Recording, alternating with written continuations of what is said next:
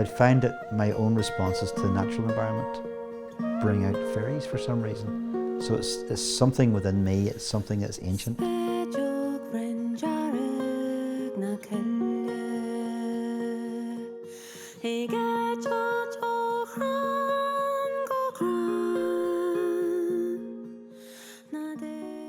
Fáim an inspreid ó bheith I mo wathair, agus stoithe go maithíonn gach tuismóir sin, cé go spéisialta atá sé bheith ábal de arcar de fáiste ag fás san níos ag fólam fan dóin thart orthu. Tá man sin ar gcónaí an éid stréachtail anseo gan bhíon dún, tá na sléimhte anseo, na cilte, na haimhnethe, an airige. Creidim haon go bhfuil dréacht ar leith, bainteach leis an dóin nádartha, agus tórann sé sin faoisiúdú agus sonastú a gcónaí.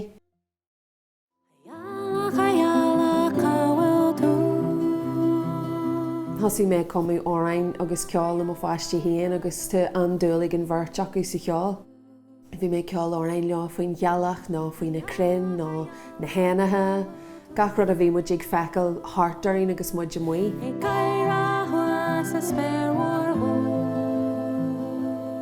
Is ceapan am an chéidir a bhaca mé Alín Andy Whitson.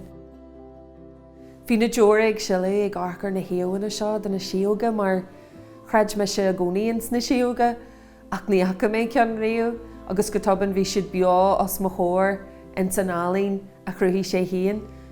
Agus bhíos agam an sin ag arcar saothar sige grós barad ar lei ag haon agus gur thuig sé haon an dréacht sin a tá bainteach leis an dóin nádartha. Nature evokes that kind of response in terms of something otherworldly, not of the earth, something spiritual. I think within ourselves and our response to the environment, there's something that's unwritten that is inherited from previous generations. And I think that, you know, it's within our DNA. I think it's somewhere in there. And being an artist, it's always manifests itself in a visual representation of what's inside.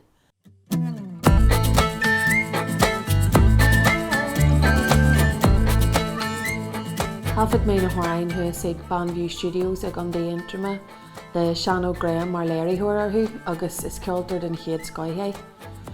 Bhí Brian Finnegan ag obair orthu cumáich agus tá fuam ar leith ag Brian agus sparad ar leith ag go fásta is duine aontacha agus bhí mé tharbh sásta grú sé bainteach le seo.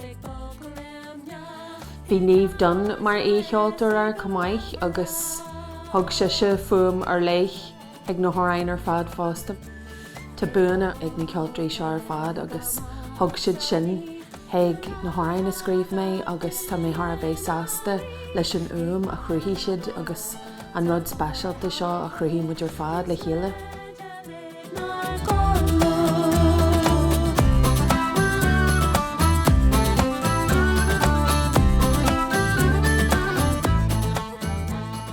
Virginia an tachaidhúir a gcónaí ag iarraí dréacht clis le ar néireachta a chéimhniú agus tá ceol na siog tharbh táhaach de aithanaine is cuma daine tá 8 nó 8 is cuma céthú be ceol na siog an le simimhúscailt in san éireacht sin.